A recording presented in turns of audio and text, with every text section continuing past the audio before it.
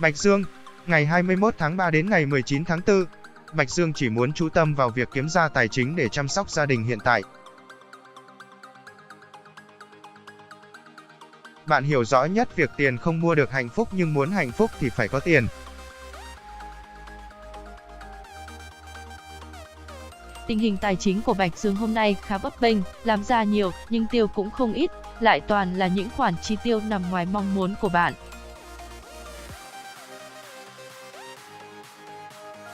Trong ngày, Bạch Dương còn có thể bị hỏi vay tiền. Lời khuyên cho bạn là nên cân nhắc kỹ trước khi mở ví. Nếu không phải là người quá thân thiết và tin tưởng, bạn cũng không nên cho vay.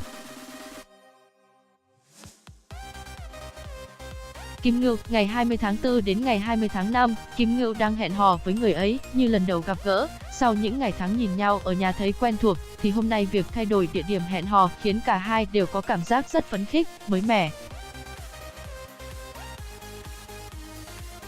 Tài chính của Kim Ngưu hôm nay dồi dào và ổn định. Bạn đánh đâu thắng đó, may mắn không kể hết.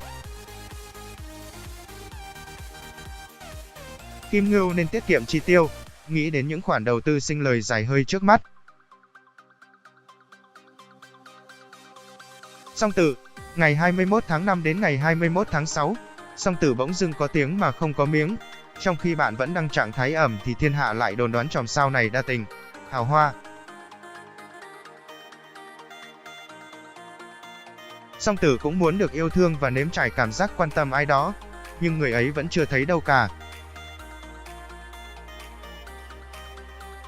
Song Tử có một ngày tài lộc tương đối tốt, nhiều lời mời hợp tác và cơ hội mới mở ra trước mắt. Tuy nhiên lúc này muốn giàu ngay thì hơi khó, bạn nên đi chậm mà chắc, xây dựng cho mình một lộ trình rõ ràng thì hơn.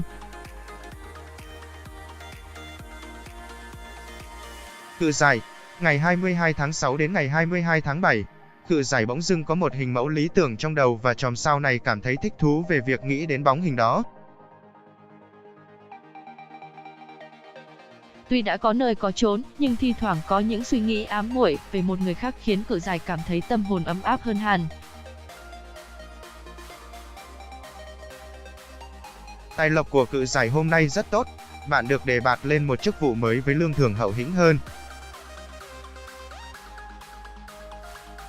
Con đường thăng tiến của Cự Giải còn rất rộng mở, nếu bạn nỗ lực hết mình và đề cao tinh thần trách nhiệm, bạn sẽ nhận được một khoản lời to vào cuối năm.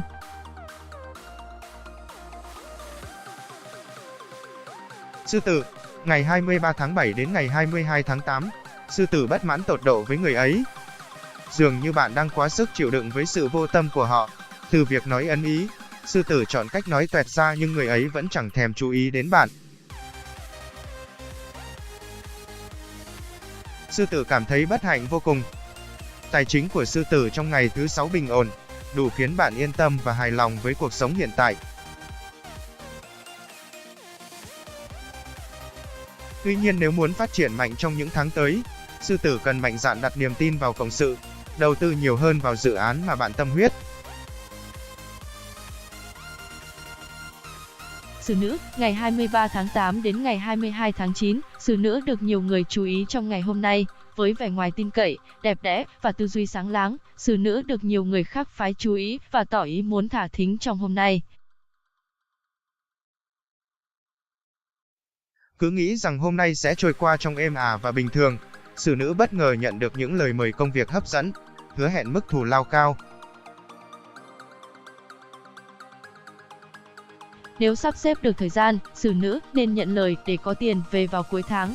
Thiên Bình, ngày 23 tháng 9 đến ngày 23 tháng 10, Thiên Bình hôm nay trở nên tinh tế lạ thường, chỉ một khoảnh khắc nhỏ thay đổi cảm xúc của người ấy chòm sao này cũng nắm bắt được. Đôi khi Thiên Bình nên vờ vĩnh như không thấy, và chỉ cần bạn quan tâm bằng những hành vi nho nhỏ như nói lời yêu thương hoặc xoa lưng, bóp vai cho đối phương là họ đã cảm kích lắm rồi. Tài lộc của Thiên Bình có dấu hiện khởi sắc nhờ vào sự nỗ lực không ngừng nghỉ của bạn.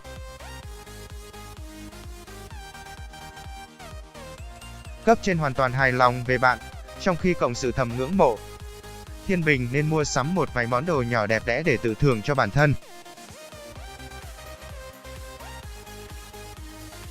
Điều này cũng không khiến bạn nghèo đi đâu, yên tâm. Bọ Cạp, ngày 24 tháng 10 đến ngày 22 tháng 11, Bọ Cạp vẫn cô đơn trong cái bóng vị kỳ của chính mình. Bạn luôn muốn người khác phải chơi theo cuộc chơi của bạn và phải chấp nhận điều đó, nhưng Bọ Cạp không tự hỏi lại mình, vì sao họ phải chấp nhận chơi trò tình ái với bạn. Bọ Cạp được quý nhân phù trợ, mọi chuyện diễn tiến thuận lợi và may mắn, không gặp khó khăn gì.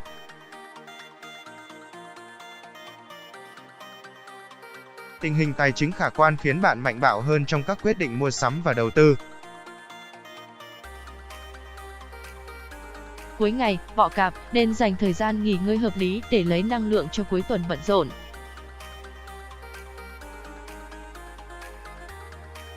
Nhân mã, ngày 23 tháng 11 đến ngày 21 tháng 12. Nhân mã khao khát có được một tình yêu không chiếm hữu, không trách nhiệm, chỉ đơn thuần là câu chuyện hẹn hò. Tuy nhiên, thực tế là bạn đang phải chịu trách nhiệm với quá nhiều những mối quan hệ xung quanh, mà phủ lên điều đó lại chính là hai chữ tình yêu. Nhân mã có quý nhân phù trợ, nhờ thế mà tài lộc dồi dào, mọi công việc được giải quyết nhanh gọn, êm đẹp. Trong hôm nay, ai đó sẽ rủ bạn đầu tư, tham gia một dự án mới. Bạn nên cân nhắc kỹ chứ đừng vội nhận lời ngay, đằng sau đó có rất nhiều vấn đề mà bạn phải đối diện.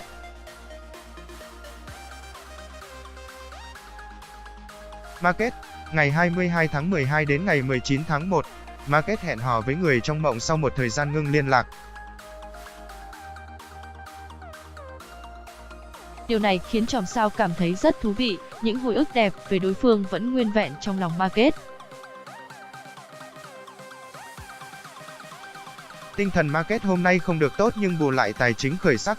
Một số khoản tiền từ việc làm thêm đổ về khiến bạn trở nên giàu có bất ngờ. Nếu tiền mua được niềm vui, Market nên tiêu pha để cải thiện tâm trạng, có thể là ăn uống ở nhà hàng, hẹn hò cà phê với bạn bè hoặc là sắm cho mình bộ cánh mới, bất cứ điều gì giúp bạn thêm năng lượng và thấy yêu đời hơn. Bảo Bình, ngày 20 tháng 1 đến ngày 18 tháng 2. Bảo Bình luôn miệng phớt lờ tình yêu nhưng kỳ thực vì bạn đã chịu tổn thương quá nhiều, thậm chí cho đến giờ sau nhiều lần vấp ngã, bạn vẫn chẳng rút ra được bài học gì. Dù biết họ chỉ lợi dụng bạn nhưng chòm sao này vẫn cam lòng. Tài chính của Bảo Bình hôm nay khá bình lặng, không có thay đổi nào đáng kể. Đây là giai đoạn công việc ổn định, cuộc sống êm đẹp, nên Bảo Bình hãy tận hưởng. Việc làm giàu hãy cứ để đến. May, Song Ngư, ngày 19 tháng 2 đến ngày 20 tháng 3. Trai thương người cũ, gái nhớ tình xưa. Song Ngư hôm nay bất mãn với cuộc sống hiện tại và nhớ về những kỷ niệm đẹp thời thanh xuân. Tài chính của Song Ngư ở mức khá, các dự án đầu tư của bạn đều khả quan và hứa hẹn sinh lời lớn trong tương lai. Đây là lúc Song Ngư cần tính đến việc mua sắm bất động sản, xem xét những nơi có địa thế đẹp và phù hợp với mình.